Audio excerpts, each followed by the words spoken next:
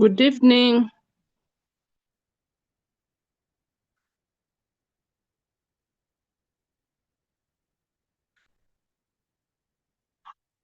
Good evening.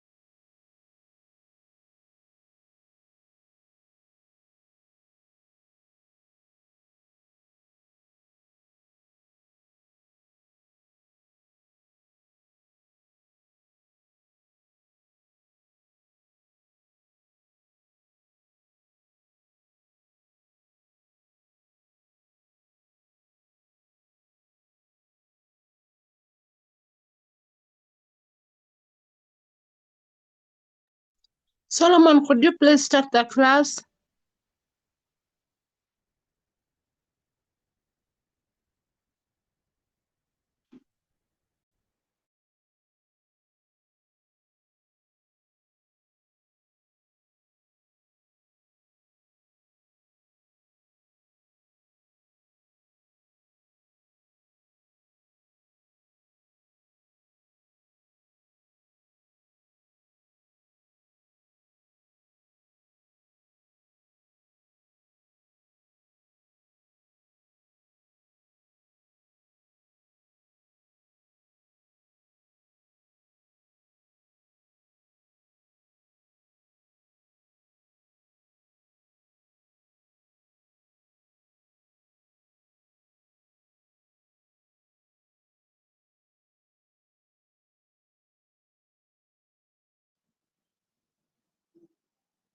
Sorry, my mic off.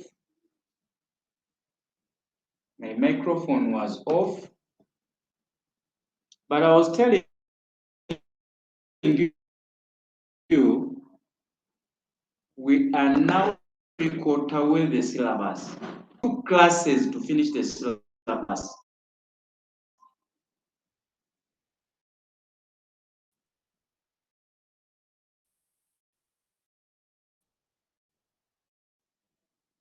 Now, we're going to look at sale of negotiable instruments. So everybody who works with a financial institution should be ready for some of that. We're also going to look at whatever we're discussing today. These are very look at love talks. Then after that, we shall look at comparison.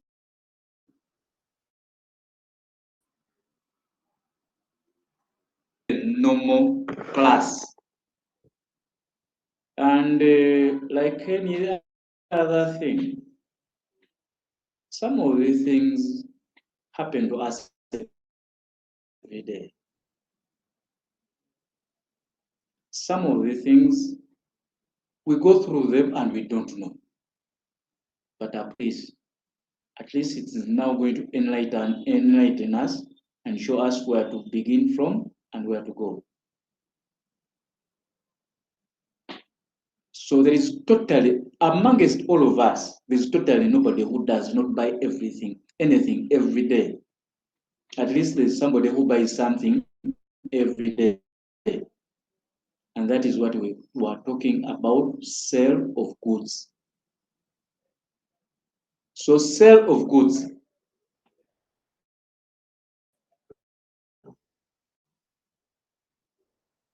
So sale of goods, this is governed by the Sale of Goods Act. So the sale of goods is governed. So under the Act, when they say under the Act, it says under the Sale of Goods Act. A contract of sale of goods, the seller transfers or agrees to transfer the property in the goods to the buyer for the money called price.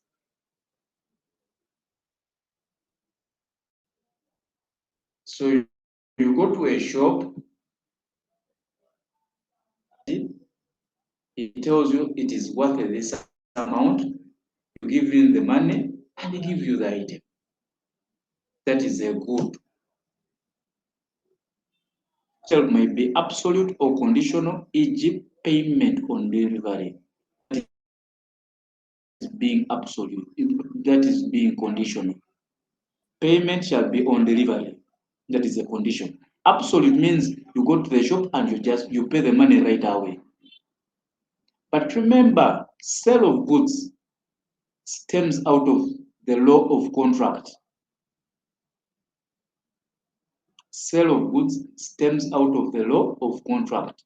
So please just be very, very aware of that. So a contract of sale may be absolute or conditional on delivery. Okay, where the transfer of the property in the goods is to take place at a future time or subject to conditions to be fulfilled after the making of the contract is called an agreement to sell. So the moments where you tell somebody that please, you have these goods, but I think the moment they will come, I'll buy them.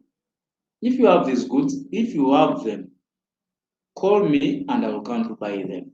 Now that is a contract or an agreement to sell. You are just agreeing that I will sell, but you've not entered into a contract of sale of goods. So under the contract of the sale of goods, land under the contract of sale of goods is not included in the goods under the Act because it cannot be moved from one place to another. Amongst when they tell you about sale of goods is specifically attached to property that is movable. Strictly property that is movable. So property that is immovable is not a good. That is why they are telling you land under the contract of sale of goods is not included in the goods under the Act because it cannot be moved from one place to another. I'll go slow.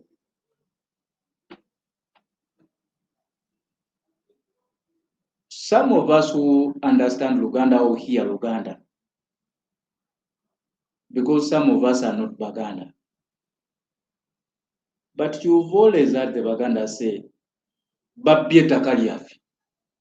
They've stolen our land. Please. The ingredient of stealing, theft, is the first ingredient is asportation. It's called asportation. Asportation means it can be moved from one place to another. Now the question is, land in Kampala, has it been moved from Kampala to Mbale? It will still remain in Kampala. So how do you tell me it has been stolen? The only thing you must know under land is land only changes ownership.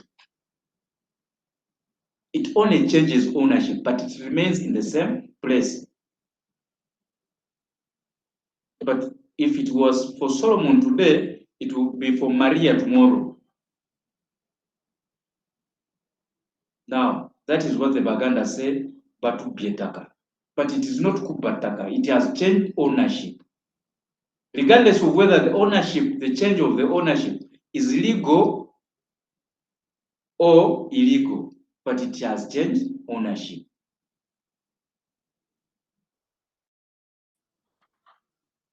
So this is different from physical custody or possession of goods by the nature of the goods and the intention of the parties.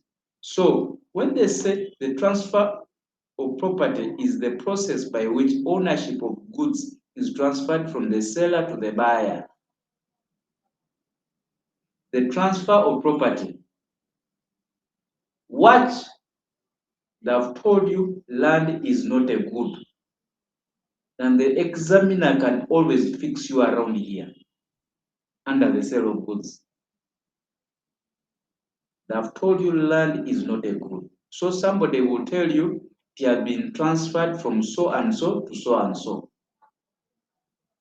So transfer of property is the process by which the ownership of the goods is transferred from the seller to the buyer. That when you go to the shop, when you pay for the goods and the shopkeeper gives you the goods, he has transferred the property in the goods to you. In other words, you believe that he has the right to sell and the goods he's selling are his. So when you move with the goods, the goods are now yours. Nobody is going to stop you and say, these are my goods. So the transfer of the property has moved from the seller to you. But watch, I know we're going to meet it, that transfer of property moves with the risk in the property. The transfer of the property moves with the risk in the property. It still rotates around land, but I do not want to get to land. I know we're going to discuss land up ahead. I do not want to discuss land. That is why I said, while you have a caveat on land, the interest on that caveat, if you buy it, you're also buying that caveat. So, under goods, if they're saying the risk moves with the goods, if you enter the shop and you're buying a shirt and you pay for the shirt, now as you're moving out of the shop, after payment, they've given you the shirt and everything is with you. Now, as you're moving out, you get something cuts the shirt. Please, that one is yours. The risk is yours. Forgive me, let me just receive this call briefly and come back. Yes, operator. Yes, please.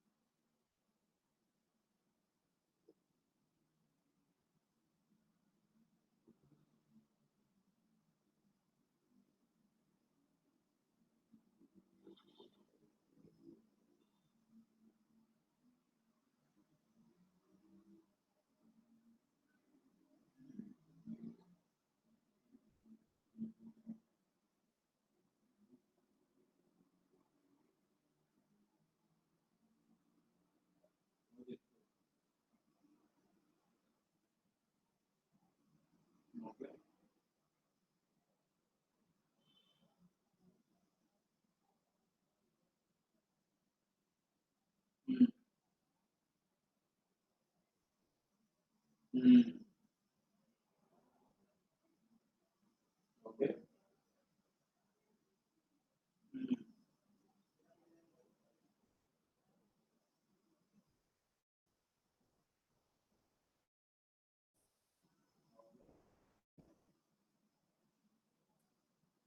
Mm.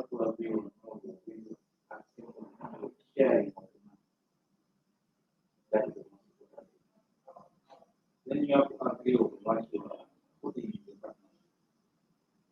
What is your input and what is your input.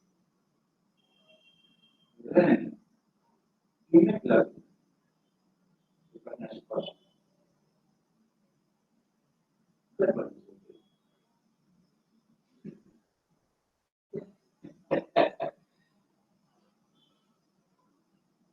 Okay, Dr. Rita, I have no problem. I have no problem. I will do that. What you do, I can draft the partnership agreement. Should I give it to you on email? I give you on WhatsApp. Yes, because yes, that is true. Because at times you can fill in a few things. I have your email. Now, what you do, I'm going to draft the partnership agreement tonight and I send it. Then you will see what to do. Okay. Forgive me, I was in class, but just because of you, I had to pick your call. It's okay, it's fine. We shall discuss later.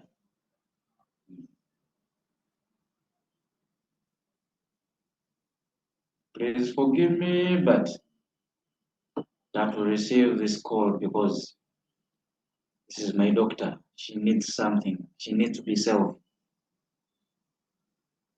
So, we're still discussing a few things.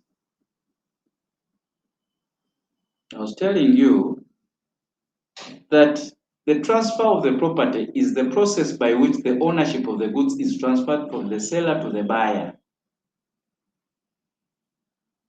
But I told you that the moment transfer of property in the goods also moves with the risk in the goods. I know I'm going to explain this as we move ahead. So this is different from physical custody or possession by the nature of the goods and the intention of the parties. For example, when they talk about possession or physical custody of the goods, you might give me your clothes and you tell me, please keep them for me. The property in the goods has not moved. It has not moved at all. The transfer has not moved. Even if I'm physically possessing them, please no. Or I've stolen the goods. The transfer in the goods, or the property in the goods has not moved. That is the truth. So we shall as we get along, I will still give you. Goods are of two types or two forms, namely existing or specific goods. These are goods which exist and are owned by the seller at the time the contract is made. They are also referred to as ascertained goods. So at times the examiner asks for either existing goods or ascertained goods. So be very careful. It means the same. For example, you go to a shop to buy something. Now, when you say I'm buying that bag, you'll ask for how much is that bag? That means it is already ascertained or it is specific or it is existing. It is there. Then they will tell you the price and you pay for it. That is what they call existing, specific, or ascertained goods. Then we have what we call future goods. These are goods to be manufactured or acquired by the seller after making of the contract of sale. You go to roofings. and you specifically want a particular design of tiles or roof iron sheets, then they will tell you that we shall manufacture these iron sheets in December this year. Then you ask them that how much could it go for? Then they'll tell you the price and you pay. Now you're paying for those goods, but they will be manufactured in November. That is what they call future goods. Now, the moment they do not supply you your goods or they do not give you the goods, you will sue them for breach of contract. Remember, I've told you sale of goods is part of the law of contract. So the transfer of property in the goods moves with the risk in the goods. Where the damage or loss of the goods happens, it rests on the owner of the goods. This is what I was telling you. You go to Chikubo to go and buy eggs, but you have your shop in, let me say, well, where should I put? Where should I put? Okay, let me say Kalewe. Now from Chikubo, you have to go through Wandegia. Now, when you pay for the eggs in Chikubo, you tell the shopkeeper or the shop owner that please bring these eggs to my shop. Now, what he does is when he's bringing the eggs, probably the 100 trays of eggs, he reaches Wandegia traffic lights and he gets an accident. Please, before you receive your eggs, the risk is still with the person possessing the eggs. The risk is with the person possessing the eggs. So you will not bring the broken eggs to your shop and you accept them. That is what they're telling you. The risk moves with the property in the goods moves with the risk. You go to a shop and you're going to buy glasses or glass plates. Now, when you get to the shop and you want to buy glass plates, and you ask the shopkeeper that how much are those glass plates? He tells you the price. Then you say, let me have a look at them. Now, as he gets up to pick them, he picks one plate, and unfortunately, slides through his hands and it breaks. Please, it is not you going to be held liable. Because the property in the goods has not moved from the seller to you. But the moment you pay for them, and he gives you the glass plates, let me say it is a dozen of plates. After giving you the dozen of plates, as you're moving out of the shop, you either hit anything around and the plates break. Please, the property in the goods has moved from him to you. So the risk is yours. That is one thing you must know.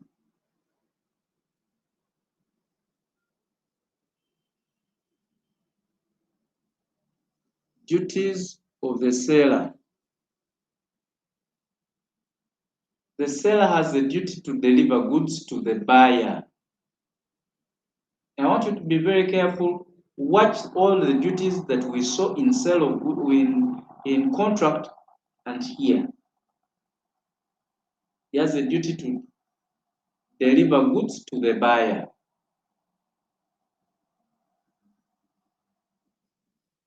He has a duty to deliver quality of the goods to the buyer. Now, I want you to watch this. A duty to deliver quality of the goods to the buyer. When they tell you quality of the goods to the buyer,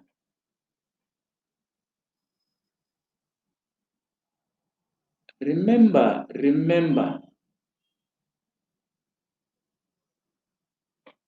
the buyer has a right to inspect the goods. I know you're going to look at that. The moment you inspect the goods and find out that it is not the quality of the goods that you paid for, please reject. Reject.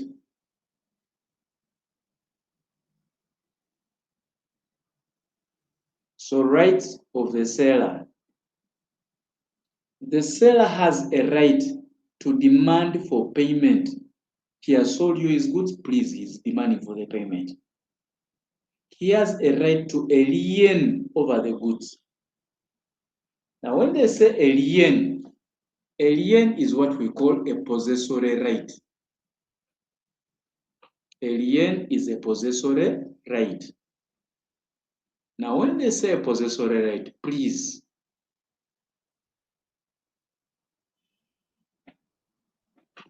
I remember when I was still at LDC, we were studying land transactions. And my lecturer then was a very interesting young man. He said, you guys, that brought this position of, that is the time they introduced the provision of spousal consent on sale of land. That by the time you're selling land, your spouse, if you're married, your spouse must consent to the sale. Now the guy asked one simple thing. I bought this land myself. I constructed the house myself. I married you and brought you into this house. Why do you need your consent for selling the house? What right do you have? You only have a lien over this. You only have a possessory right that you can only sleep. And please protect any other person that please you cannot sleep here. That is what we call a possessory right. But it is not yours. So when they say a lien over the goods, I'll buy the goods from the shop. The goods are worth 100,000 shillings. I've paid 90,000 shillings. The shopkeeper is telling me, please, until you pay the 100,000, there's a balance of 10,000. Please bring the 10,000, then I'll give you the goods. Now, the shopkeeper will still hold onto the goods until I bring the 10,000. Now, at that level, he's holding onto the goods as a lien. That is what they call a lien. He's only possessing the goods, but the goods are not his. Until I pay the 10,000 and he gives me the goods. As simple as that. Then he has a right to resell. A right to resell. So, if you bought something, you make a deposit on something, it will not take you another 5 years to come back and demand to finish the payment and take your property. The moment it is the reasonable time that you've not come, he has a right to resell it. So duties of the buyer. The buyer has a duty to inspect the goods on delivery or acknowledge receipt of the goods. He has also a duty to accept the goods for the price.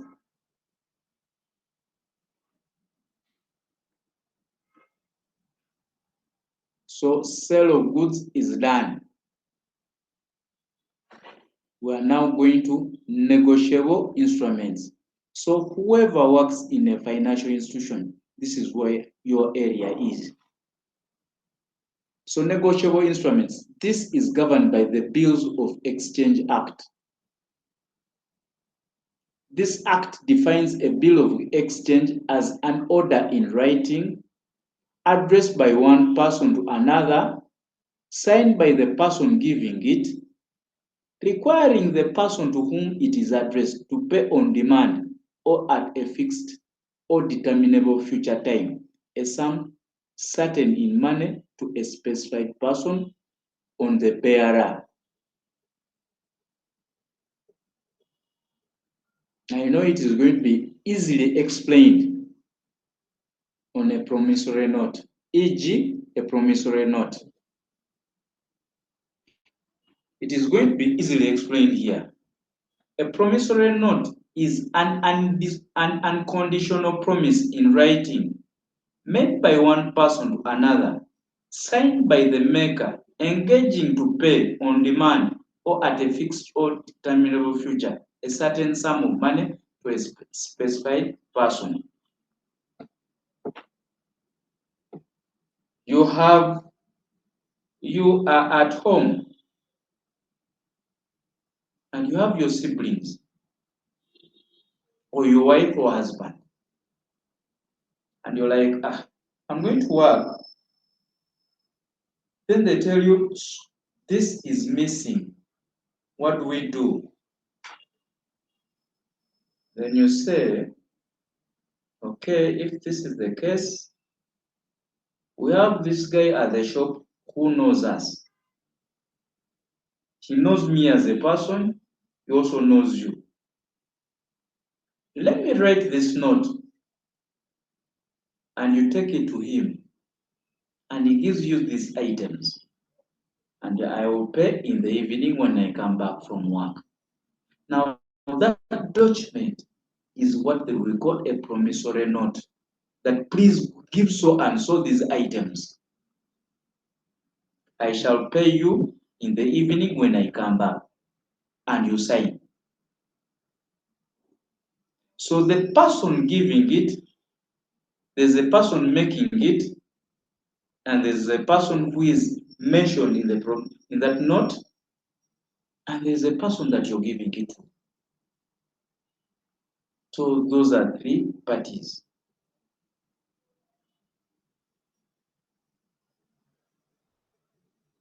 So that is what they call a promissory note.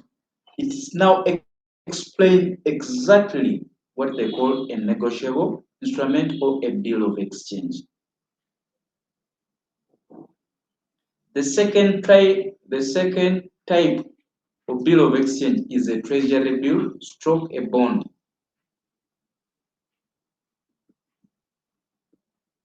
This is issued by Bank of Uganda on behalf of government like a promissory note. And when it matures, the holder can receive the amount on the treasury, and it is even transferable. Some of you who've done economics or who did economics at HSC, they've always told you that one of the ways of combating inflation is by issuing treasury bills or bonds. So Bank of Uganda releases them to the public, says it advertises and says, please, whoever has, let me say, 10 billion shillings idle, give it to us and we give you this bond or bill, treasury bill. Now, when they give you that bond or treasury bill, they'll tell you it will mature after 5 years or 10 years. But when it matures, you shall get an interest of this percentage. They might tell you 25%. So if you get 10 billion shillings, they'll give you 2.5 billion shillings as interest for the maturity period. Now, the moment it matures, you just go to Bank of Uganda and they give you the money. Or any bank, they will give you the money. But they're telling you it is also transferable. Now, when they tell you it is also transferable, It means, like any contract,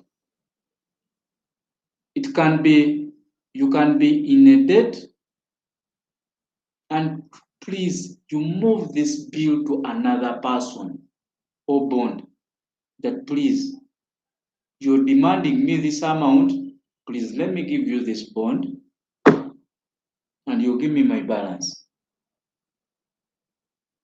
So that person is the one who's supposed to go there and is supposed to be paid. But it must be in writing. You can even give it to your son or daughter or your wife or husband or mother or father. That is why they say it is even transferable. Then we have what we call a dividend warrant. A dividend warrant. This is an order or warrant issued by a company and drawn up to its bankers in favor of a member of a company for payment of the interest or dividend due to him upon his holding of a share or stock in the company. When they talk about dividends, just know dividends are issued by companies. They are issued by companies. If you remember our company law. But remember one simple thing. Dividends are strictly issued out of profit. They are strictly issued out of profit. They are not issued out of capital. So where the company makes profits, the directors, it is the directors who issue the dividends. So the directors will call for the AGM, and during the AGM, they will tell you we are now issuing dividends. Now, all the members, the shareholders, because the directors or the company has your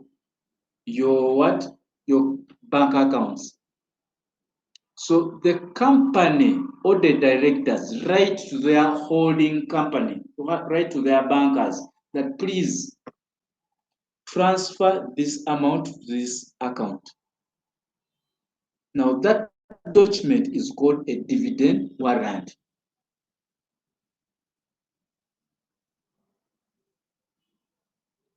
Then finally we have a check. So a check is an unconditional order in writing drawn on a bank payable on demand.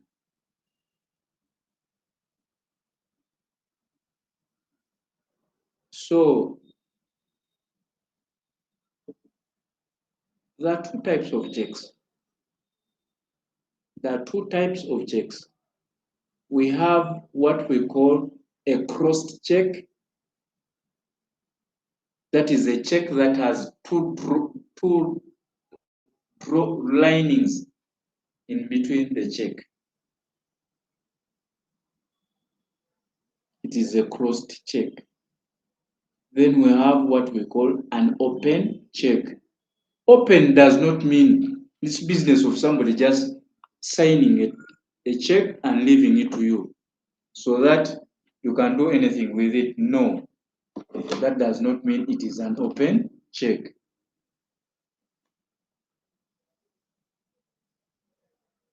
Open check means when you take it to the bank, they pay you across the counter there and then. That is why they say it is an unconditional order in writing drawn on the bank payable on demand. The moment you place it and there's money on the account, you're paid across the counter there and then. But with a cross check, it has to go through stages. It must be cleared. That is why you drop a check in the bank and they will tell you, come back after 4 days. Or 3 days or 2 days. Because that one is a crossed check. But if it is open, You drop the check and they pay you right away. Now, this type of checks that you see where they have not inserted in money, please, that is an incomplete check. It is incomplete. You should not think that that is an open check. No, it is an incomplete check. A check is only complete when everything is written within the check. The date is on, the amount is there, the drawer has signed. That is what they call a complete check. But where something is missing, it is an incomplete check.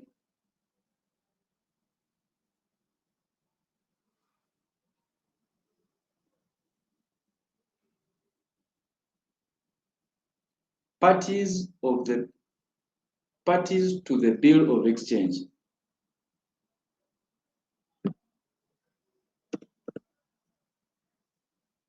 Parties of the bill of exchange. The first party is the drawer. The second party is the drawee or the bank. And the third party is the payee, who is the holder of the beneficiary of the bill of exchange. So there are three people. The person drawing the check, the person writing the check is the drawer. The person paying you is the drawee or the bank. You who is taking the check that you're supposed to get the money, you're the payee or the beneficiary. So those are the three parties to the bill. So where a bill is incomplete, remember those are the things I was telling you. It is a bill where it is not signed all through. It is an incomplete bill or has erasers. Otherwise, somebody has written, then he crosses. Those are what they call erasers. Then it will not be honored. The moment those two things are there and you take it to the bank, it will not be honored. There is always a question that when may a complete check be dishonored? When may a complete check be dishonored? One is if it is expired. A check expires after 6 months. So the moment you have a check, you have to bank it before 6 months. After 6 months, please, it is not there. 2, the money can be on the account and everything is okay, but they will not give you the money after 6 months. No. 2, there is incomplete fund, the insufficient funds on the drawer's account.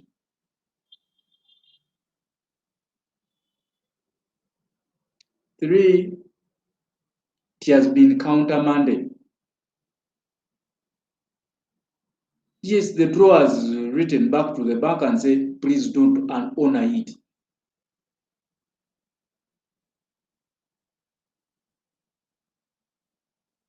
Those are some of the things.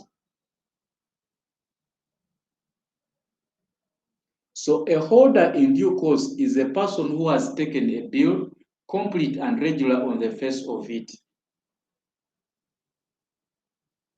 The aspect of holder in due course is just within our syllabus, but in practice it is not there. In practice it is not there. It was an old system, only that the law has not changed to remove what we call a holder in due course. A holder in due course is like, I write the check to you. When I write or draw the check to you, when I draw the check to you, as you're moving, you realize somebody also needs money from you. Now you turn the check, behind the check, you write that please pay so and so this amount of money, and you give them that check. Now the person you've written behind becomes a holder in due course, because you are the holder. Now the person you've added on becomes a holder in due course. But the holder in due course has rights against all the parties on the check. The moment he takes the check to the bank and there's no money, he has a right to sue you and sue the drawer who drew the check. That is one thing you must know.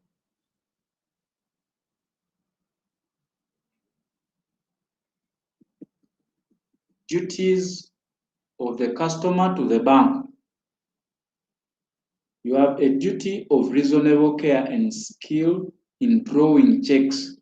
So you have to be very careful. Don't allow your signatures to be forged. So you must be very, very careful. 2 is a duty to inform the bank of any forgeries. Unfortunately, it is always the bank that informs us, not us informing the bank. Because most of the times when there's a check in the bank that they do not believe, automatically the bank will call the drawer or the owner of the account that, please, is it you who has issued this check? Is it genuine? The moment you say no, they will not issue the money.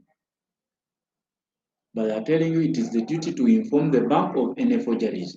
So if your check has been forged, you have a right to run to the bank and inform the bank that, please, never honor these checks.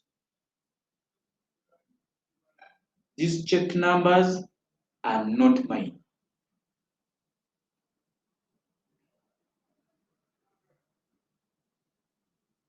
So duties of the banker to the customer.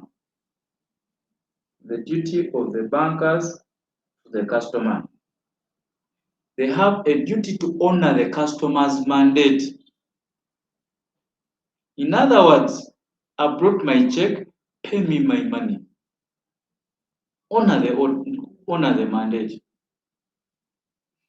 2, that I've written this check. I have a right to write back and countermand the check. When they say countermand means I have a right to the bank. I have a right to write to the bank and say, please do not honor that check. Don't pay it. The moment I said do not pay, and I have that evidence that, please, you've received it, my order saying do not pay, and at the end of the day I find out that you paid, I will sue the bank. Because I'm supposed to honor my mandate. So me telling you not to honor the check is my mandate. Then they have a duty of skill and care. When you go to the bank is supposed to be very careful on how much money they are supposed to give you. They shouldn't just release their money for. Then they have a duty of secrecy or confidentiality. Please, do not know if you know your sister's or your brother's bank account. You'll never walk to their bank and ask for their bank statement and they'll give it to you. Because that is a duty of secrecy or confidentiality. The moment they do that, they're going to be sued for breach of duty of secrecy or confidentiality.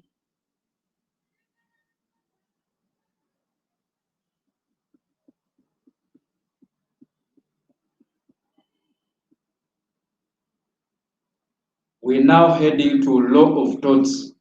So we finished sale of goods, we have finished negotiable instruments. With the torts, we shall go slow, but the examiner always goes through. The most tort he sets is always negligence, but never rule out the rest of the torts. Be very careful. You can do anything. So a tort is a civil wrong which attracts compensation in damages from the wrongdoer. A tort is not a crime punishable by imprisonment. Therefore, a person wronged sues in a civil court. I want you to know one simple thing.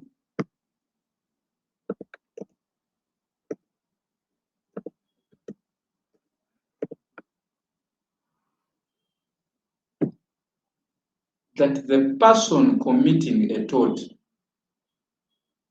is called a tortfeasor.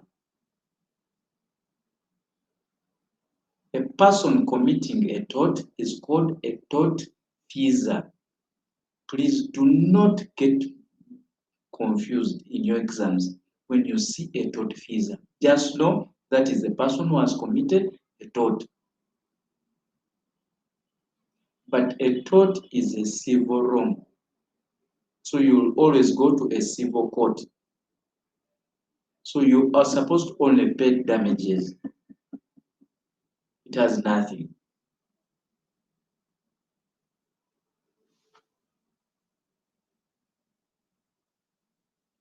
Before we proceed, there's something that has just got into my head. I remember we're discussing the law of contract. And I told you that marriage is a contract.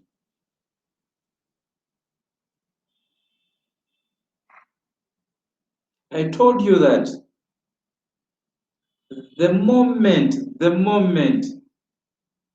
there is acceptance, there is an offer, the moment you set the offer and the offer is accepted, that is a valid contract. Just like I told you, marriage is a contract. There is a lady, I've just forgotten her names, who has been sent, is it Kabale? Yes, Kabale prisons, civil prison, because she breached a promise to marry. She breached a promise to marry. And she's being demanded 14 million shillings. That this guy made the move for her. He proposed, and she accepted. She requested the guy to go to school first. And the guy genuinely footed her education because they were dating. And said, please, after my education, we shall get married. The guy was a teacher. Now, after her education, she came to Makerere and did her bachelor's in law. After that, she went to LDC and did her postgraduate diploma in legal practice. After that, she changed her mind. Told the guy, please, tukyaliwa kilasi yange. And the guy took her to court for a breach of promise to marry. Then the court told her to pay damages of 9 million shillings. Right now, from the time the judgment was passed till today is what? Today is Friday. till Wednesday. Wednesday, yes. Wednesday, Thursday. Wednesday, Tuesday. When they came to execute the order of court, the money had risen to 14 million shillings. So, please, my brothers and sisters, watch. When somebody proposes, have a second thought. Do not just accept. They will always sue you for breach of promise to marry. The moment you say yes, and all of a sudden you get married to another person, or he marries another person, please, you have a right to sue for breach of promise to marry. I know when I was teaching, most of the times I've kept teaching this, but some people always thought whatever I talk about is just a fallacy. Now it has come to pass. There's evidence. Because everybody was like, how do you sue somebody for dumping you? That is possible. But please, women, do not do that. My brothers, also be very careful.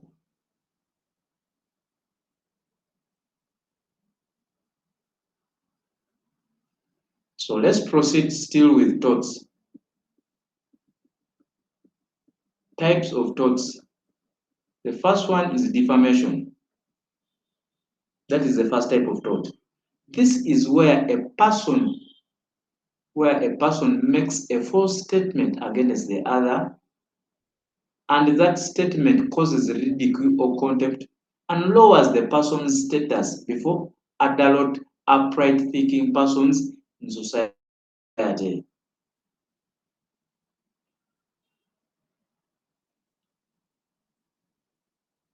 Please do not call a woman a prostitute. She will sue you for defamation. Because that statement causes contempt, lowers her, or ridicules her before adult, upright thinking persons. So if a person calls you a prostitute, please sue for defamation. You remember the case of Zake against Chinamatama, Honorable Chinamatama. Now, what saved Zake was a total something that I know we're going to get down. So defamation can be in two forms. One is slander. This is where one makes a defaming statement in a temporary manner, e.g., making a defaming verbal statement. I could be on a rally and just make a defaming statement. So that is why we say that statement is slanderous. It comes from the word slander. It is just slanderous. Then we have libel. This is where one makes a defaming statement in a permanent nature, e.g., in writings like drawings, effigies, or cartoons.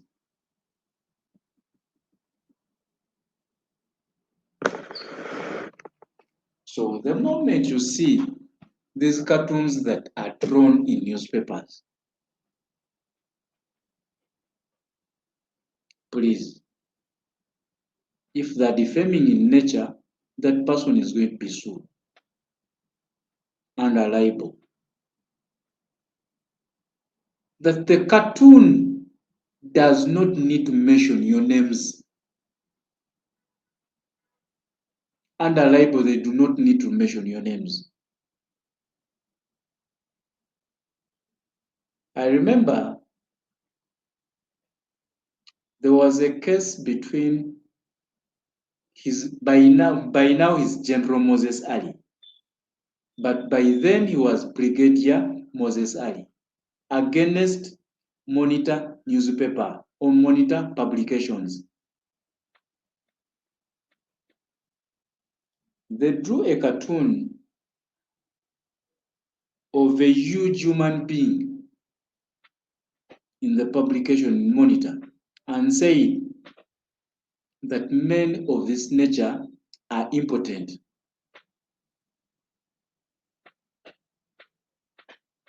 But the drawing genuinely looked like the structure of Brigadier Moses Ali as then was.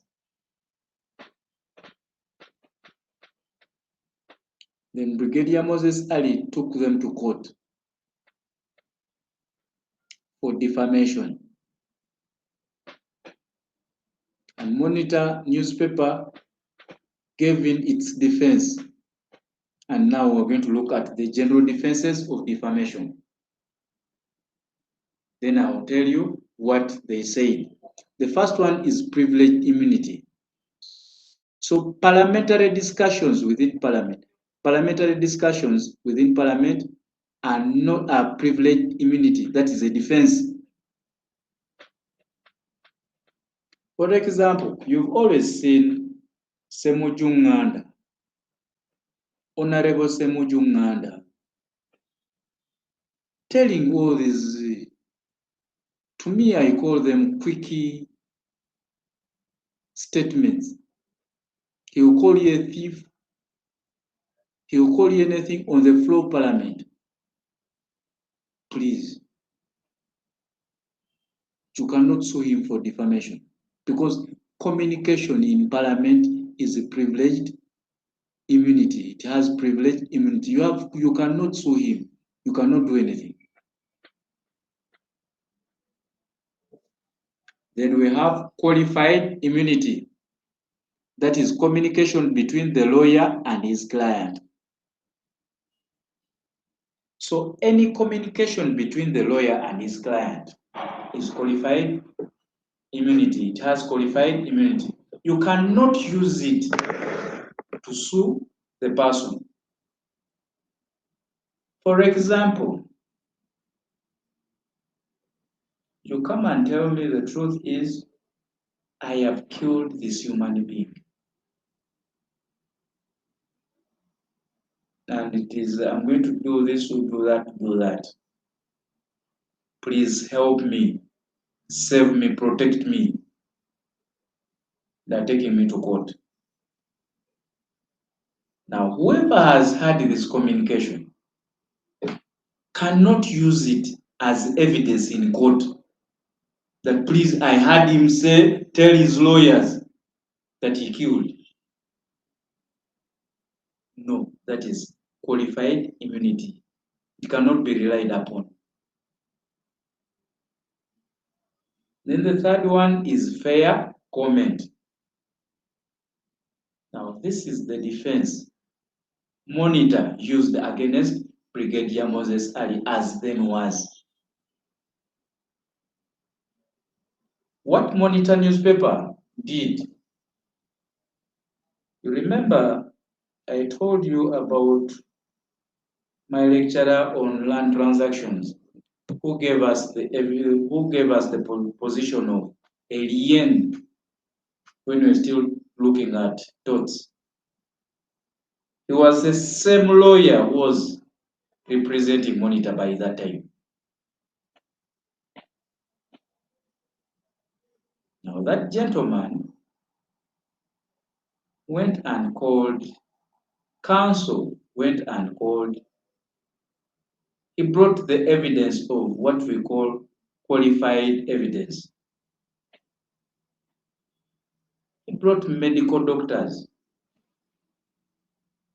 And when he brought the medical doctors in court, and he kept asking them questions. Now, the medical doctors said, please, the truth is, men of this nature, we are not saying that they're impotent, but men of this nature are most likely to be impotent. The chances are 98%. So please, this is medical evidence. What are you going to do? So that statement, that comment was fair. It is not that it demeaned you or defamed you, but it is a fair comment.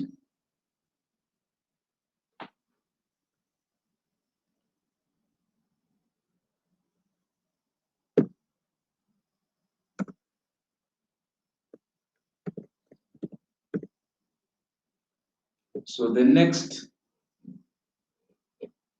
defense is it is an apology. You issue an apology. You always read in newspapers that please, you either withdraw the statement and apologize. So apology per se does not give you full protection. It does not give you full protection, but it reduces on the damages that you're going to pay. I remember when Omulangira Ssuuna sued he sued the presenters of NBS and one blogger called Olexas Isma. Unfortunately, Isma died. Now these two, the guys of NBS, the presenters, were arrested and taken to prison. But the moment they arrested Isma and brought him to court, what Isma did is he apologized to Omulangira Ssuuna before the magistrate. Now, the moment the apology is there, you have a choice to either accept or reject. But even if you reject, the person has apologized. So what do you do? So the judicial officer automatically, it is to the discretion of the judicial officer. At that level, the judicial officer can say, okay, I forgive you and do not do it again. Or he told you, please, okay, for defaming him, give him 10,000 shillings as nominal damages. Because you have apologized, that is normal. Then the last defense is it is a fact. It is a fact. If somebody calls you a prostitute and you're suing for that statement that he has called me a prostitute, please,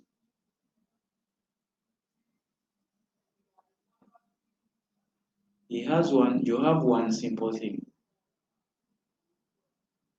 The moment the person who has said he calls you a prostitute and you're suing for that, for defaming you, but he again meets you, let me say along Speak Road, parading yourself, and takes pictures of the same, and probably somebody comes in and buys you, then he still has that evidence. If you sued him for defamation, his defense is, it is a fact. Please, what is this? Why are you doing this? I'm not saying that Speak Road is a gazetted place for prostitutes, but it is having judicial notice. When they say judicial notice means that even judicial officers know these are zones that are known for this. So there's nothing much that you're supposed to prove. It is a fact.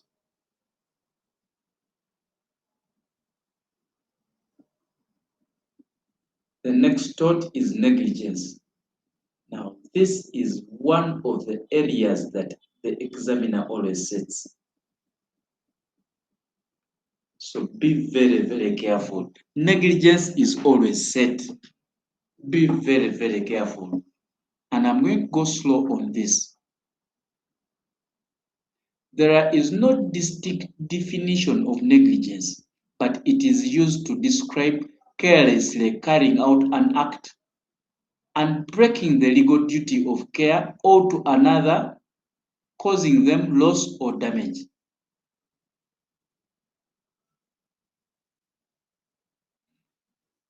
So it is either you carelessly carry out an act or you omit to do that act.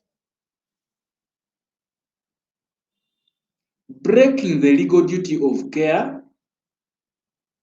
and just because of that, breaking that legal duty of care, you cause the other person damage.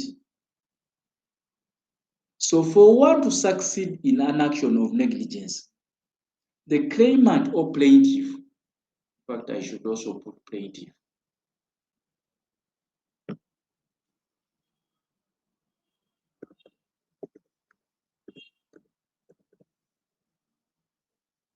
the claimant stroke plaintiff must prove that,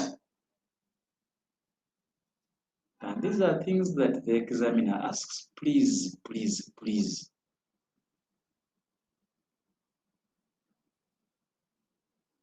You must prove that the defendant owed the plaintiff a legal duty of care, just be a legal duty of care.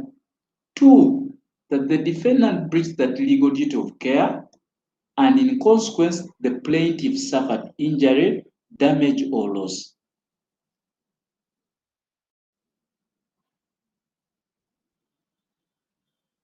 I invite you to my place. Yes, I bring a girlfriend to my home. Now, the moment she comes to my place, I owe her a legal duty of care. Meaning she must not get injured within my premises. Now, when I bring her home, I have dug up manholes behind my house and they're uncovered. I'm supposed to tell her that please do not go there. If you go there, you break yourself, you will land in that pit and break yourself. Now, if I do not tell her that, and she goes there and lands into this pit, I would have broken this legal duty of care. And just because I've broken this legal duty of care, she has suffered injury, damage, or loss. So she's going to sue me for negligence.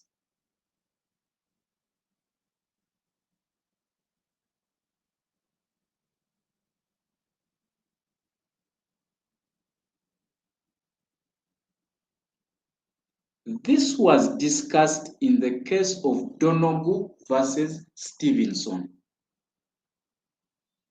The plaintiff bought a beer in a dark, opaque bottle. When she was drinking the beer, there was a decomposed snail at the bottom. She later fell ill and sued the defendant for the damage caused. Court observed and pronounced the my neighbor principle. Now, in negligence, it is a strict liability tort. That is why they call it the my neighbor principle. That even if I do not have a contract with you, you owe me a duty of care. For example, you are a manufacturer. I do not have a contract with you that I'm going to buy your item, your manufactured item. But the moment you manufacture that item and I buy it, and I get problems with it, please, I'm going to sue you for negligence. So court further held that my neighbor is not a person who is directly next to me, but the person who is affected by my actions or omissions. That is what they call my neighbor. He is going to be affected by my actions or omissions. So you do not need to be just next to me, but my actions will determine whether you are my neighbor or not. So if you bought a Coca-Cola and you realized it has a problem,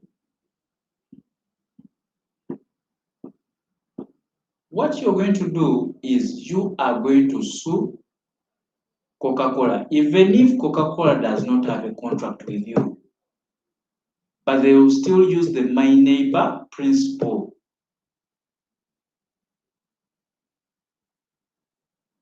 Then we have what they call professional negligence. So professional negligence is where one who is a professional or is in an expert capacity acts carelessly and his actions lead to injury, loss, or damage.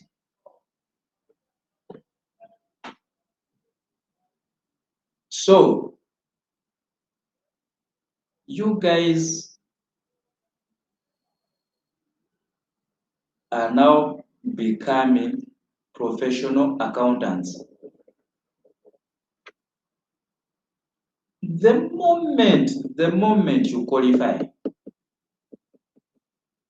and you falsify the books of accounts to some organization or company, and the bidder relies on these falsified books of accounts to take on the bid or to take over the company, please, they are going to sue you for professional negligence because you are a professional.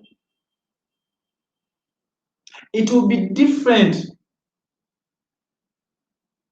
from a guy who has gone to university and studied BCom or studied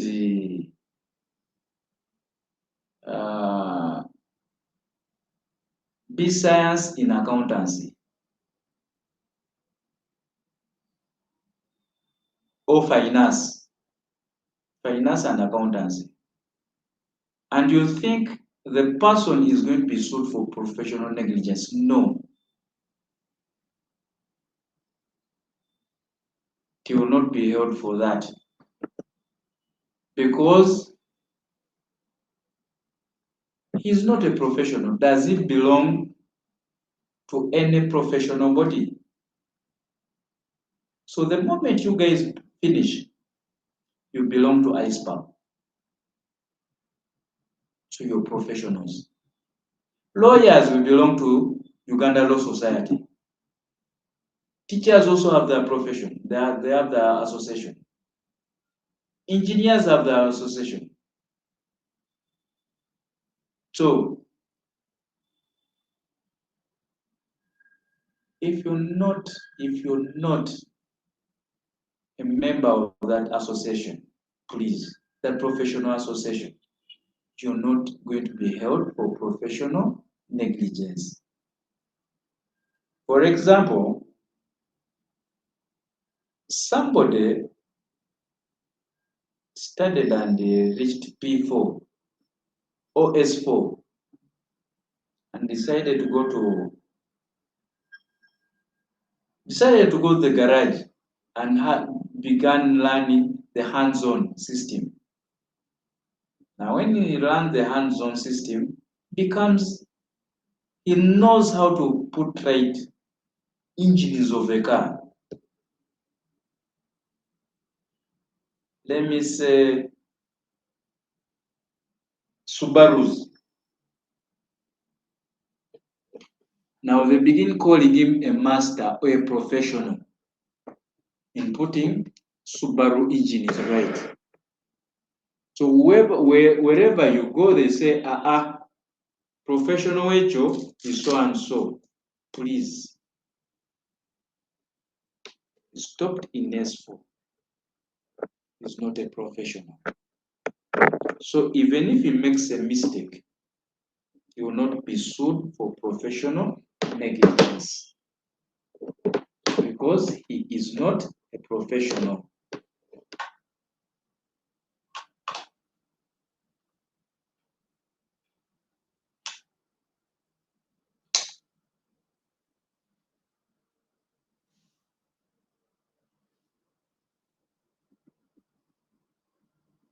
So we have general defenses to negligence.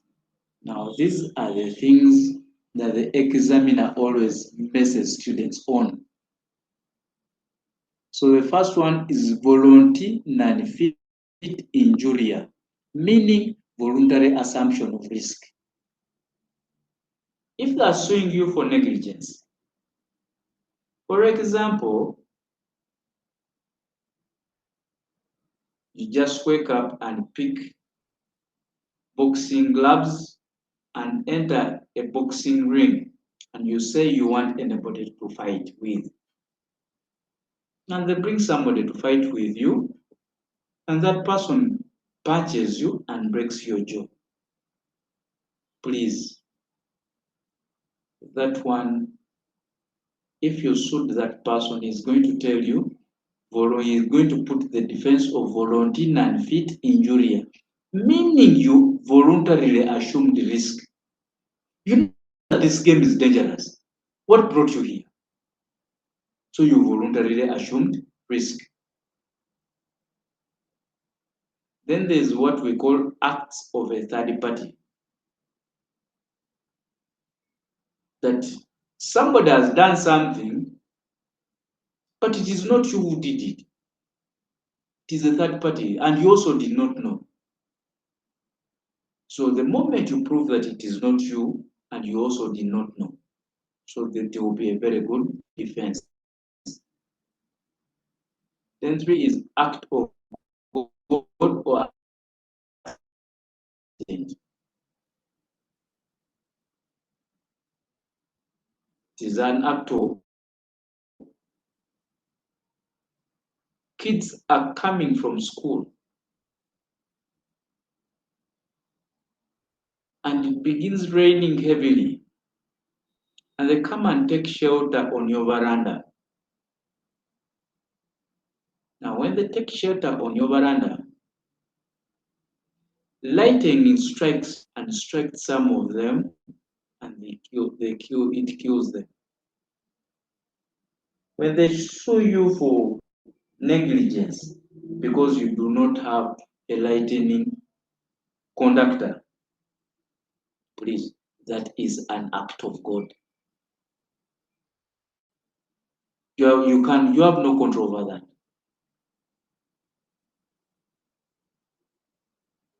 The other one is res ipsa loquita, meaning the facts speak for themselves or the writing is on the wall.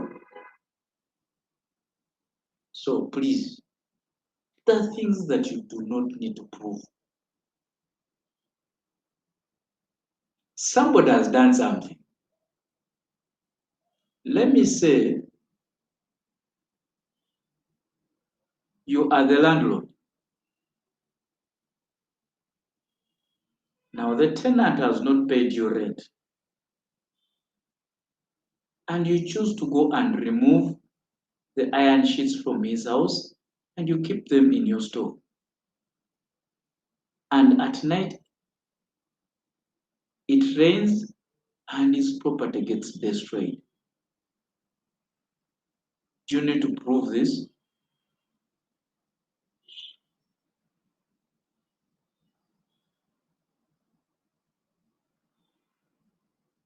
That is automatically negligence. But if the tenant himself removes the iron sheets and keeps them, thinking that he will come back and put them right. And he goes away, and it rains. Then he comes back suing you for negligence. Please, this is the defense. It is res ipsa loquita. You did this yourself. You expect me to begin arguing this? Or you see a heavily pregnant woman and begin asking somebody that, is that woman a virgin? Please, the facts speak for themselves. It is res ipsa loquita. Then we have contributory negligence. It is not a defense per se, but for example, you are on a Entebbe Express Highway. Now, this person comes crossing that road lazily, and you're driving very fast on this road because the cars on that road are too fast. You unfortunately knock the person.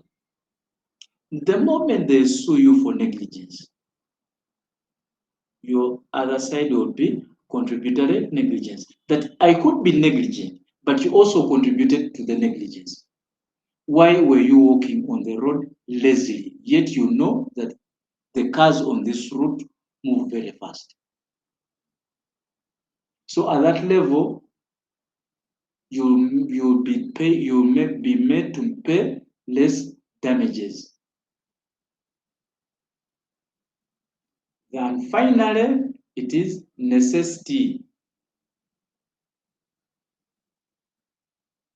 Somebody could have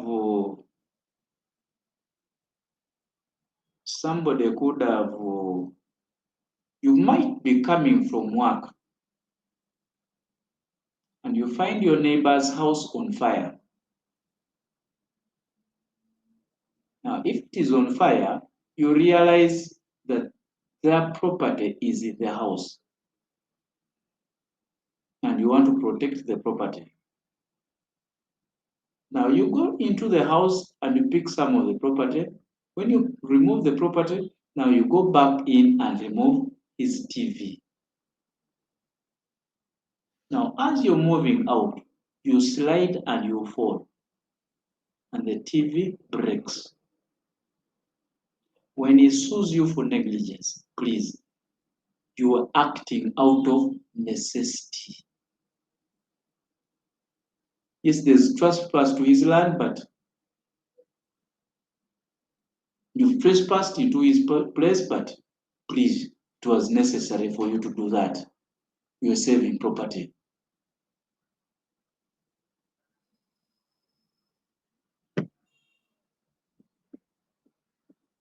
The third tort is trespass.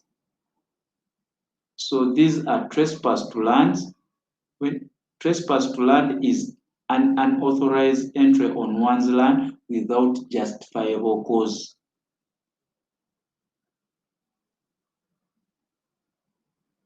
For example, I don't want to use the other stupid one, but I know it is one of the ways that students understand most. For example, you invite this girlfriend to your house. She annoys you and you tell her, get out. The moment she still stays in your premises, please, that is trespass to land. Because the permission has extinguished.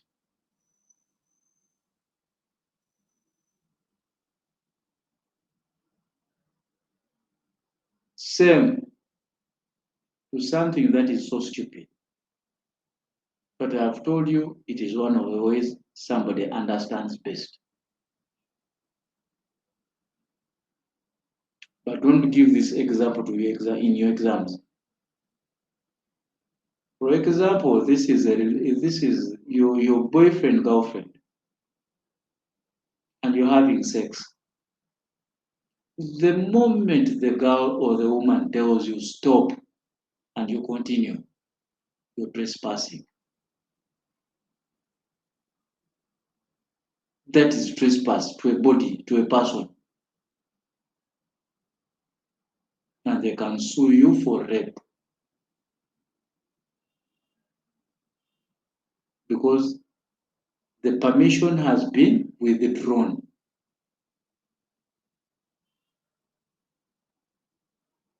So we have trespass to goods, e.g. conversion or detinue. Conversion is like you convert the goods to something else. It is a shirt, you convert it to cash. You sell it and get money. That is conversion or detinue. It is unauthorized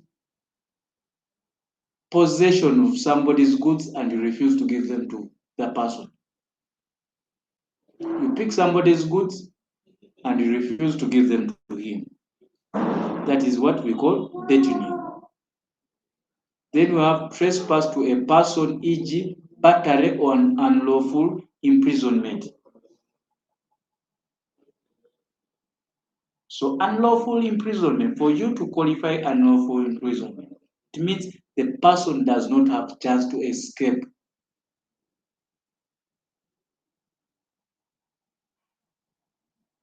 So you guys who bring girls at your place and you lock them in your rooms and you go away to work, if she has no chance to escape, that is unlawful imprisonment.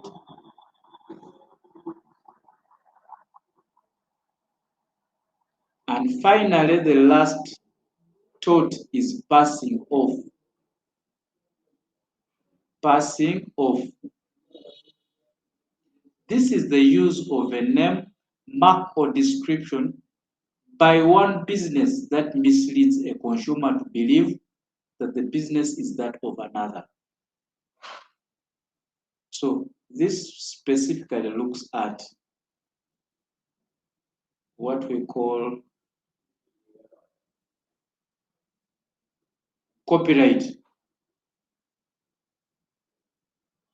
or trademarks.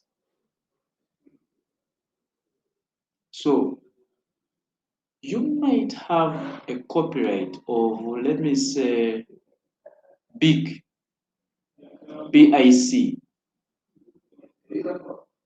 and somebody manufactures the same pens, something similar, and he writes BIK, BIC.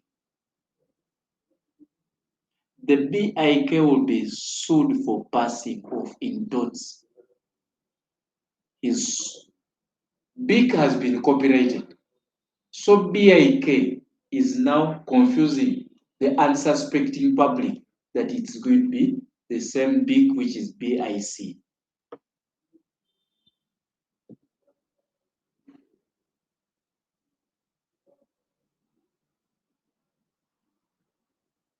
And now the final thing is cooperatives. So cooperatives is governed by the Cooperatives Act. I do not always want to mention those years. Remember, the Minister of Justice has tabled a bill in Parliament. And one of the things in the bill is increasing the powers of the magistrates' court on magistrates. So you have to be very careful. The moment it is passed and the president assents to it, before you sit your exams, please, I'll give you the amendments of the magistrates' court. I'll give them to Maria, your administrator, and she'll share it with you. But if it does not pass before you sit your exams, then it's okay. No provision of the magistrate's court is fine under the hierarchy of the court structure. But the moment it comes in before you sit your exams, you have to change. And I will let you know. So the Cooperatives Act provides that the membership of a cooperative must be 30 members and should be fully paid up. What should be fully paid up? So the general principles of cooperatives are honesty, openness, social responsibility, and caring for others. So a cooperative society shall be a body corporate with perpetual succession. Upon registration, a cooperative must get a certificate of registration. So a cooperative and a partnership receive certificates of registration, but a company receives a certificate of incorporation. These are things that you must know. They must be off-head. So a cooperative is an autonomous association of persons united voluntarily to meet their economic, social, and cultural needs and aspirations through a jointly owned and democratically controlled enterprise. When they say democratically controlled enterprise, it means you'll always elect your leaders democratically and seasonally. It is a voluntary association open to all members. The members can either be natural persons or corporate organizations.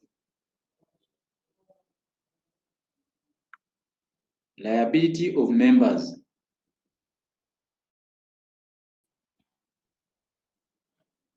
A person below 18 years but above 12 years can be a member but not a committee member. Watch, that area is always examined. 18 but below 12 can be a member but not a committee member. So no person other than a company under the Companies Act shall be a member of a registered society unless with the written permission of the registrar. No person shall exercise their rights as a member unless due payment is made. Remember, I've told you until you fully paid up. So unless due payment is made. So at times they ask this question where a member is stopped from during the AGM because he has not paid up, fully paid up his membership.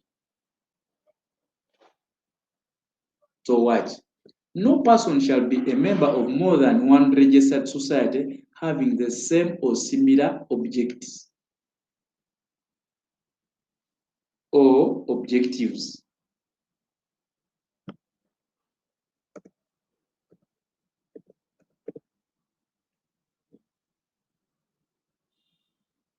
Every member has one vote. No person shall transfer his or her shares unless the person has held them for more than 1 year and shall sell them to the society or to a member within the society. A copy of the Act and the bylaws shall be open for inspection.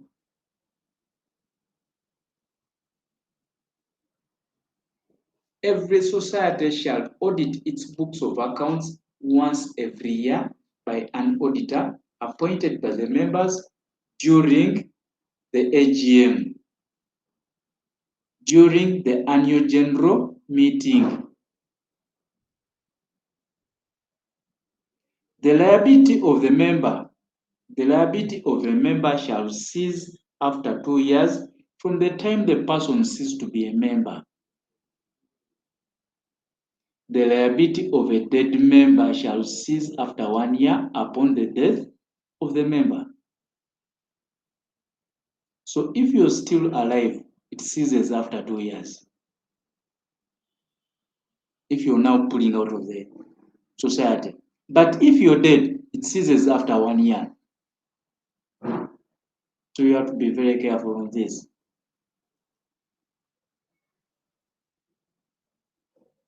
A society shall not give a loan to any person not being a member. I want you to know one simple thing, that circles that you see are cooperatives. The circles are cooperatives, so they do not give loans to any person who is not their member. And finally, disputes within the society shall be resolved by an arbitrator. So in cooperatives, you do not need to go to court right away. Must be resolved by an arbitrator. So for today, unless you have any questions, we've handled sale of goods, negotiable instruments, torts, and cooperatives. Next, we are going to look at land transactions and conflict resolution.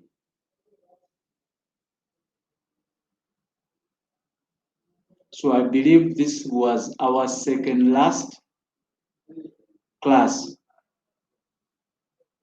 On Friday, we shall close the chapter, we shall finish the syllabus, and after that, we are heading to serious revision. You have all this time to do the revision, please.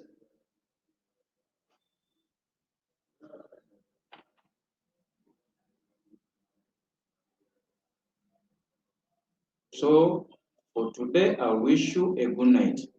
Let me try to handle somebody's work. I would have taken you up to 9 because we just have a few minutes, but that is it. Just bear with me. So good night.